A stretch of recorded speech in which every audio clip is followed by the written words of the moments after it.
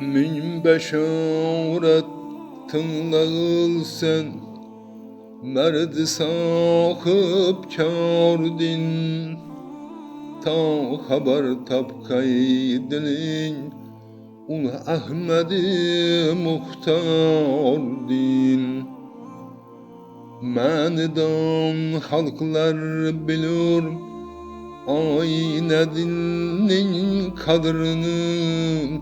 dilni bir kılmak gerek bu dideyi didar din Künde hak çağırlaydı ey uftade bendem mundakil min beşaret anlağıl ayneyi cebbar din Ta men yadul mahbub gemen fani bolay Zikri hakni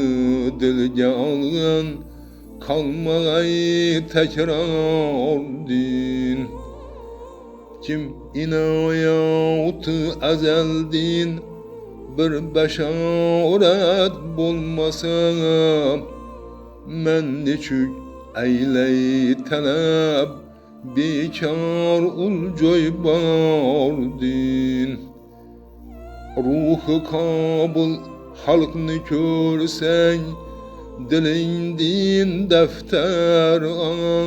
aç bir haberge zerreyi körsetmegil esrar din